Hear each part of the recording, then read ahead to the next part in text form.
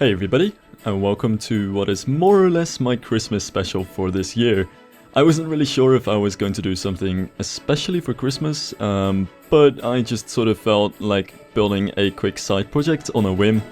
And now that, it's almost Christmas anyway, and I'm planning to build this in a couple of days and actually just keep it very simple, focus on the coaster itself, I figured I might as well go along with the Christmas theme.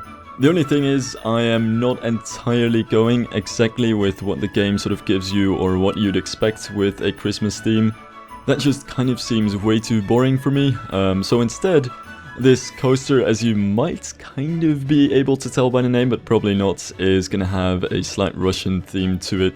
The name is actually based on the Russian word for frost, which I kind of got from an old winter legend. The only reason that it's sort of weird is that I decided to spell it differently than what it originally is, just because it's a bit more marketable this way.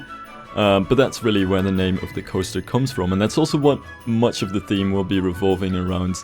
I've been thinking about doing a Russian theme like this for quite a while, since I just really love those kind of very heavily detailed wooden,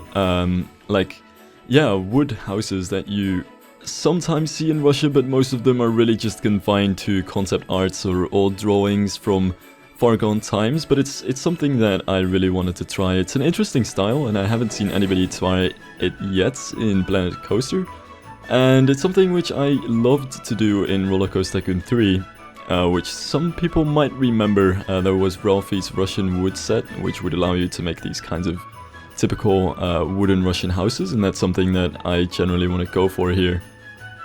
Of course, it will tie into the Christmas theme in having quite a bit of Christmas decorations and of course being a winter coaster to try this biome, but it's not really a traditional kind of, I would almost say, American style Christmas theme that you would almost expect out of most of these cases. It's not very alpine or North Pole themed, just somewhere in the Siberian woods is the general idea.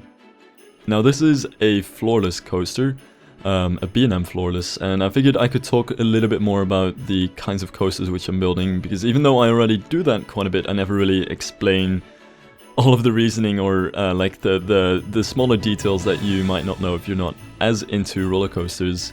So basically these kinds of coasters are regular sort of sit-down coasters, except you don't have a floor underneath your feet. They're made by B&M, which is just a coaster company, designs roller coasters, and the floorless coaster is just very similar to the standard sort of layout of the coaster, but except instead of having, typical cars where you sit inside an actual coaster car, your feet just sort of dangle outside, and I haven't actually been able to ride any of these. They're super rare in Europe for some reason, but I would love to someday. They do seem like really cool coasters, but they usually are pretty hard to make, and that's also why I haven't really made them yet in Planet Coaster. I've messed around with them a little bit, but I've never been able to make something which I'm super happy with, because they feature a lot of inversions, a lot of difficult, different inversions, like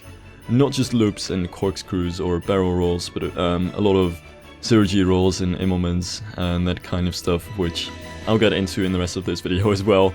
But for that reason, it's kind of hard to make it, and you could probably see me struggling right here making this 0G roll right here, because here's my major gripe with making coasters like this, and the reason why I sometimes avoid doing these kinds of things.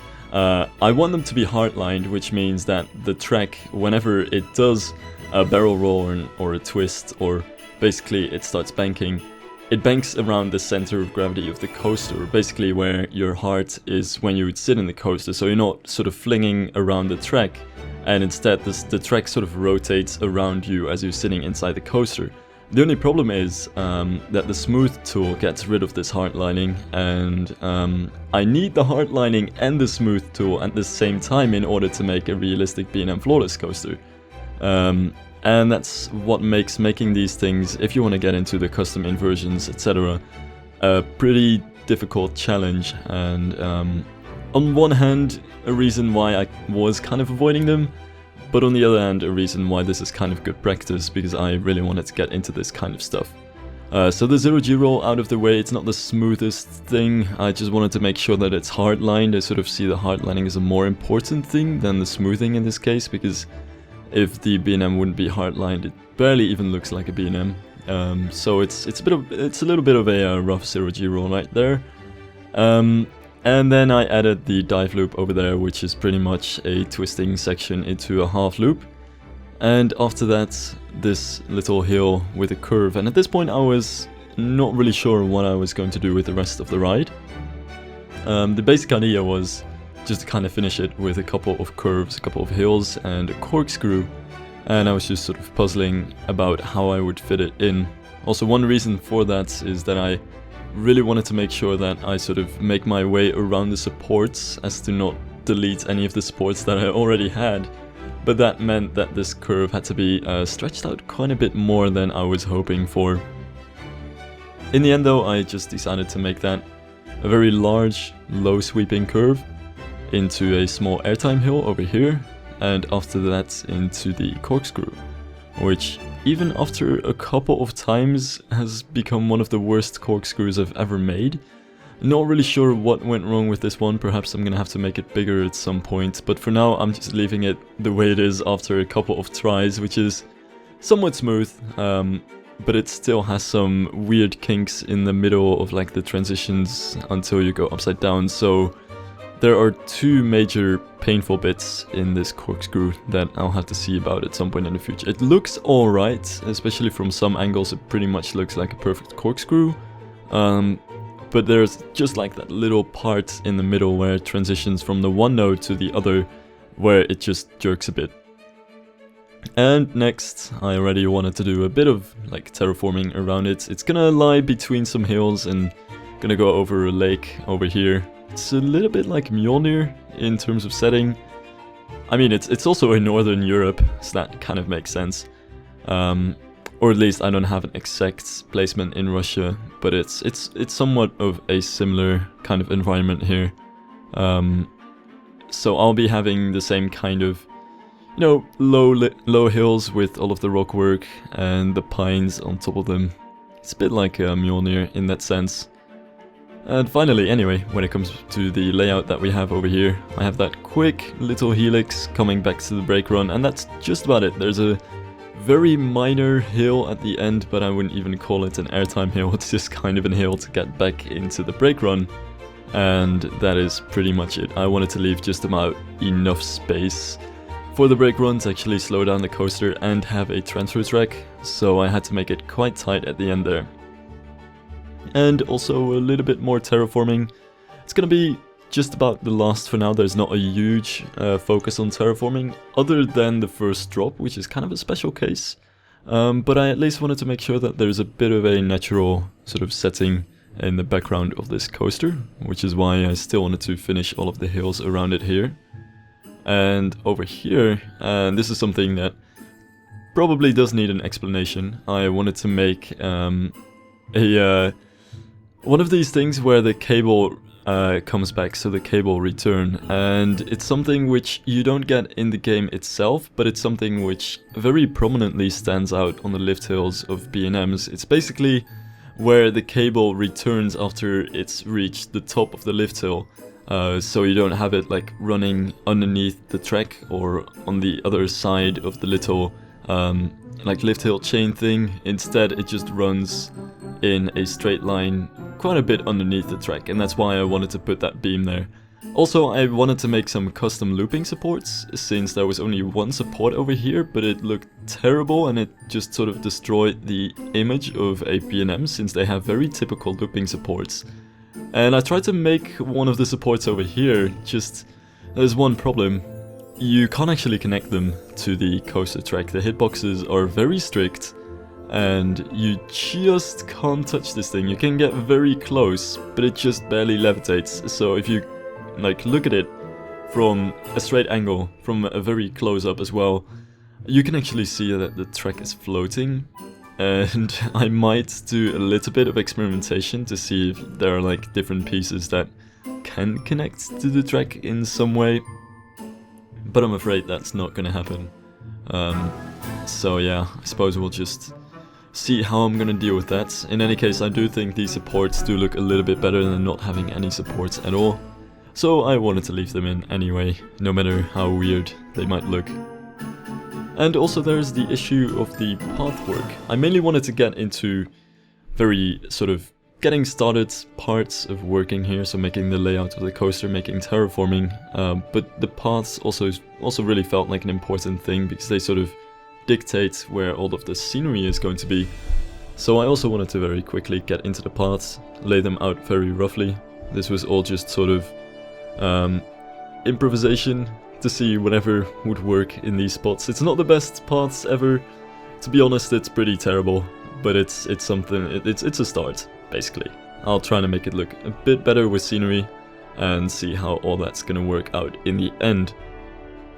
Now, sort of as what I did with Mjolnir as well, I want to put a bit of time in actually working on the foliage and on the rockwork of the coaster.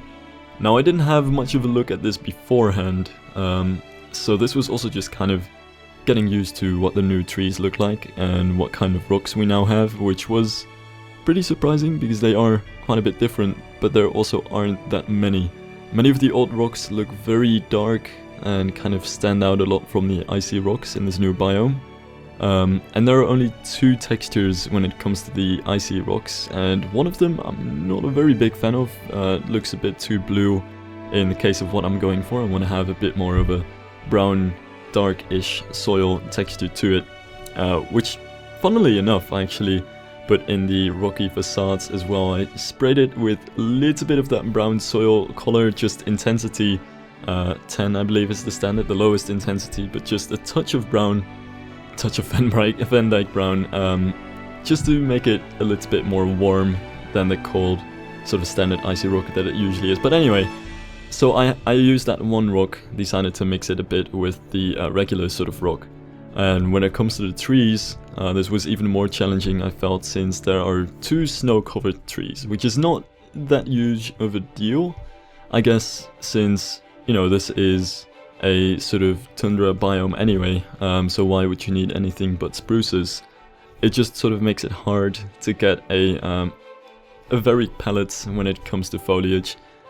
Usually winter foliage doesn't look good anyway, and even in the theme parks that do run in the winter, you can usually tell that, you know, it's actually not really made for the winter, especially with many of the trees losing their leaves and that opening a lot of less nice spots in many theme parks. And it's never as colorful, it's never as interesting as having all of these different colors and full trees. And in this case, since we only have two spruces, that makes the amount of variety that you can have even smaller, and that makes it even harder to actually have some interesting foliage and not something that's just sort of there as a way to fill up the space, but that you can very clearly tell that they're just randomly placed down trees that are just there to fill in the space. So I just sort of went about trying to be as careful as I could with mixing the standard pines, which do have some snow on them, with some of the dead trees actually, to sort of pretend that they're actual trees that just have lost out their leaves in the winter. And it doesn't always look like the best thing. It's kind of tough to do this kind of thing without the trees ending up looking spooky, because that's what they're kind of meant for, I believe. But it's all for the winter vibes, I suppose. Also, something to also keep in mind is that I'll be using a lot of bushes to at least get some more greens in here. And even though they won't be snow covered, I think that'll at least give a bit more variety and a bit more color into the general landscape. And the same goes for many of the decorations that I'll be having. One of the great things about Christmas, of course, is that we can have lights and all sorts of foliage details around buildings as well, so that's definitely something that I'm gonna want to play with to make this look a bit more interesting than just a dead winter wonderland. Anyway, that just about wraps it up for today's time-lapse. I want to thank you guys for watching. I hope to see you guys next time, and I'll leave you with a couple of cinematic shots and a POV. So see you later.